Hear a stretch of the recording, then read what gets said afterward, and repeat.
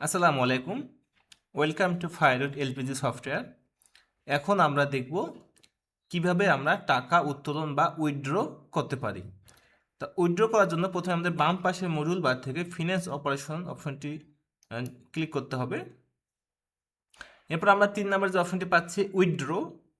তো এই উইথড্রস এখান থেকে আমরা এখানে ক্লিক করে যেতে পারবো, অথবা আমাদের শর্টকাট রয়েছে আমাদের ডিরেক্ট ফর্মে নিয়ে যাওয়ার জন্য। তো আমি উইথড্র অপশনটিতে ক্লিক করলাম।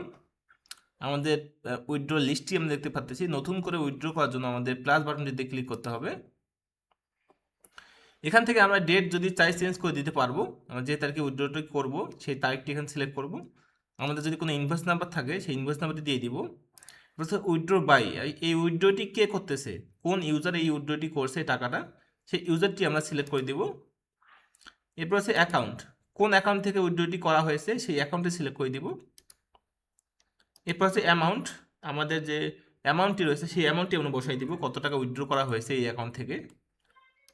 এরপর আমরা যদি মাল্টিপল কোনো অ্যাকাউন্ট থেকে উইথড্র করা হয়, আরও কোনো অ্যাকাউন্ট থেকে, তাহলে এখানে প্লাস বাটনে ক্লিক করে এই ক্যাশের সাথে আমাদের যে এক্সট্রা যে অ্যাকাউন্ট রয়েছে সেই অ্যাকাউন্টটি আমরা এখানে সিলেক্ট করে দিব, যদি আমাদের মাল্টিপল কোনো অ্যাকাউন্ট থেকে উইথড্র করা হয়।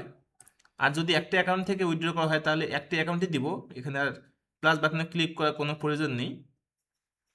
আমাদের যদি কোনো নোট থাকে এই উইথড্রোর, তাহলে নোটটি আমরা দিয়ে দিব।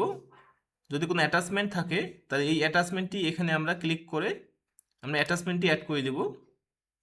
এরপর আমরা সেভ বাটনে ক্লিক করব, তাহলে আমাদের উইথড্রোটি সম্পন্ন হয়ে যাবে। এখানে অ্যাকশন বাটন থেকে আমরা উইথড্রোটি ভিউ করতে পারবো, আমরা ডিটেলস দেখতে পাবো। এখানে আমরা এখানে একটা ইনভয়েস জেনারেট করতে পারবো, এবং কি আমাদের ভুলক্রমে এই ট্রানজ্যাকশনটি হয়ে থাকলে আমরা এই ডিলিট করতে পারবো।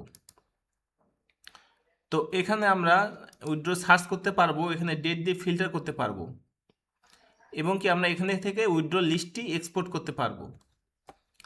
ধন্যবাদ সবাইকে ফায়ারউড এলপিজি সফটওয়্যারের সাথে থাকার জন্য।